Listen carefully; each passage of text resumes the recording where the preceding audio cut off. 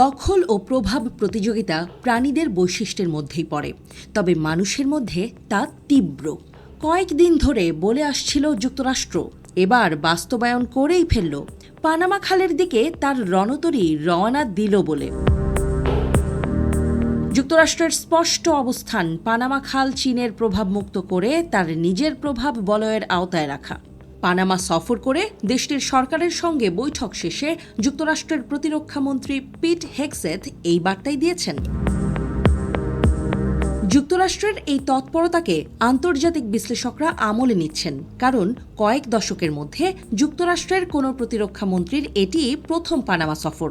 বৈঠকে পানামা খালের মতো গুরুত্বপূর্ণ জলপথে চীনের প্রভাব এবং পানামা খাল নিয়ে আলোচনার পাশাপাশি পানামার নিরাপত্তা বাহিনীর সঙ্গে সহযোগিতা আরও নিবিড় করার অঙ্গীকার করেন হেগসেথ। তিনি বলেন, পানামা খাল চীন তৈরি করেনি, তারা এই খাল পরিচালনাও করে না। চীনকে এই খাল অস্ত্র হিসেবে কোনোভাবেই ব্যবহার করতে দেয়া যাবে না। যুক্তরাষ্ট্র পানামার সঙ্গে এই খাল থেকে চীনকে হটাবে। এরপর খালটিকে নিরাপদ এবং সব দেশের জন্য সহজলভ্য করা হবে। বিশ্বের অন্যতম ব্যস্ত জলপথ পানামা খাল দিয়ে বছরে $270 বিলিয়ন বেশি পণ্য পরিবহন হয় যুক্তরাষ্ট্রের, যা খালে দৈনিক চলাচল করা মোট জাহাজের 2/3 বেশি।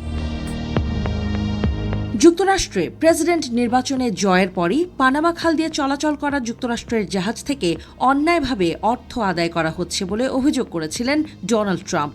খালটিতে চীন প্রভাব বাড়ানোর চেষ্টা করছে বলেও অভিযোগ তুলেছিলেন তিনি।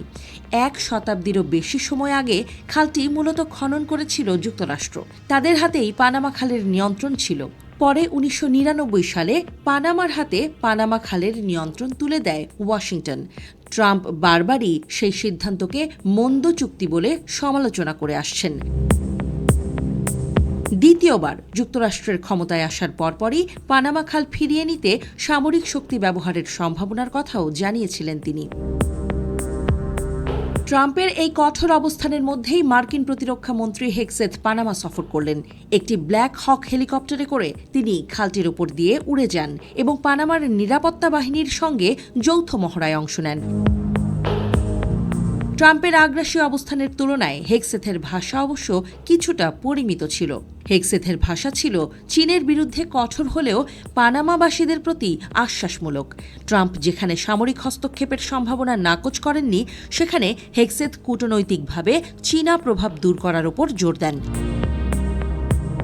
এর আগে ট্রাম্প প্রশাসনের পক্ষ থেকে খালের নিরাপত্তায় সামরিক বিকল্পগুলো পর্যালোচনার অনুরোধ করা হয়েছিল। পানামা খালের নিরাপত্তা নিশ্চিত করতে সামরিক বিকল্প খতিয়ে দেখতে এরই মধ্যে মার্কিন প্রতিরক্ষা বিভাগকে নির্দেশ দিয়েছে ট্রাম্প প্রশাসন। যুক্তরাষ্ট্রে পানামা খাল নিয়ে জনমত সবসময় ইতিবাচক না হলেও পানামার প্রেসিডেন্ট হোসে রাউল মুলিনোর সঙ্গে ওয়াশিংটনের সম্পর্ক মজবুত হচ্ছে বলে মনে করছেন বিশ্লেষকরা।